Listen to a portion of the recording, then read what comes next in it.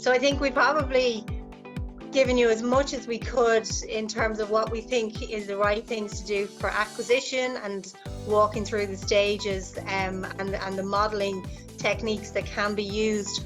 But then we move from acquisition into the development of a customer and those early relationships. And I suppose kind of one of the bigger problems is probably a byproduct of acquisition is churn at a very early stage. What you need to ask then, how good a customer have you actually acquired? Are there signs? Maybe this is just a switcher, maybe they're just here for the moment and then they're gone. And what do you do with the commissions that maybe you've paid some of the acquisition channels? And are there models at these really early stages that can really help you? Firstly, we should profile the dropouts versus the retained customers and look for differences. This may help to uncover the factors correlated with an early churn. Those factors are often a result of something hiding much deeper.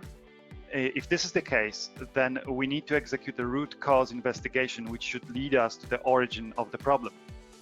Lastly, we can build a predictive model, and potentially we can also think about running a proactive retention campaign. Just to say from our experience, these kind of campaigns against early churn are probably the last thing we should think about. Most of the analysis that you do at early churn ensure that it stops at the outset, so that you're not really managing early churn, you're just trying to find those kind of flags and those early indicators. Retention campaigns are much more beneficial at a later stage. Sometimes early churn can be artificially generated by the way internal processes are organized. Sometimes it's related to bundling of the products. It all ties back to the quality of the customers we are getting.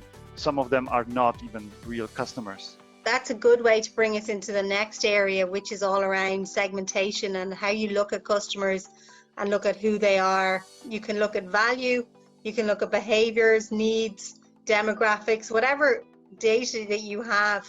You're going to want to look at it from a qualitative perspective and a quantitative, and using the two research methods, looking at pen portraits or personas of a customer to bring them to life, what is possible and what are cool things that you could do to get really good segmentation models. Firstly, we should mention here that there's often an opportunity in tapping to the external data sources when segmenting our customers. This can bring more understanding of who they are, especially when comparing to the general population. Unfortunately, customer segmentation is often where data scientists lose the sight of what is useful for the business. When they hear segmentation, they pull out so-called unsupervised machine learning from their bag, while this is the last thing that is really needed. For instance, value segmentation could be as simple as grouping customers based on their historical spend. For behavioral and engagement segmentation, we should map out and analyze individual behaviors, which will allow to truly understand what our customers are doing. So are you saying then that machine learning is not useful for segmentation? Well, data scientists, as it turns out, have a hammer and they are on the lookout for nails. Customer segments should be crystal clear to the business audience. And unsupervised machine learning is not that good at producing digestible and easy to understand outputs. Sometimes, on very rare occasions, it could be used, but it would be a last resort when all other methods fail, rather than a go-to approach. So we, even working with your teams in the past, we worked out many segmentations, and they were based on very thorough analysis and observing what customers are doing, rather than just throwing an algorithm at it. And I think that kind of leads us nicely into how you develop a deeper relationship with customers. And some customers, you might have a really kind of deep relationship with one product, and that customer could be as valuable as somebody who has 5 or 6 products. So they have a breadth of products with you, but they have a small amount in each of those products. It's a bit similar story to the segmentation, right? So when we hear value, we run to create so-called lifetime value models. And LTV is usually thought of in 2 different ways, depending on the business need. One is to know LTV on the individual customer level. And the other way is to have it on an aggregated cohort level.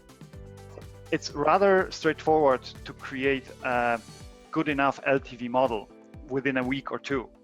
And it's extremely difficult to create more sophisticated LTV model using advanced analytics and machine learning. So the business needs to make a decision whether they are happy with something really simple, but not, superbly accurate, or they want to spend months on developing very sophisticated LTV model that will take many factors into account. If you try to get perfection on lifetime value, you will spend an awful lot of time, and that extra time in building it is not necessarily required for what it's going to be used for. So in some cases, it's time wasted for perfection. And I think one of the biggest things, and we're going to talk about it now, is you're trying to predict as well, the cross-sell and upsell opportunities that are there to deliver that lifetime value. This is really exciting set of problems for us, because over the years we have seen tons of value delivered to businesses by using AI-driven cross-sell and upsell models. From the technology perspective, upsell and cross-sell models are delivered in the same way as the lead conversion that we talked about earlier.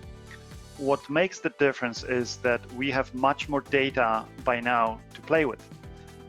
Because we are analyzing our existing customers with a history of usage, interactions, behaviors, or payments. All that can be used to detect the product preferences and the right time to offer additional services. And I think it's really important at the very outset, again, kind of when you ask customers for their preferences for marketing, their channel preferences, really helps develop the models as you move forward to then kind of help you with, what right time, what channel, what content, what communication medium goes out to them. So all of those things are really helpful as you try to move through that development stage of a customer.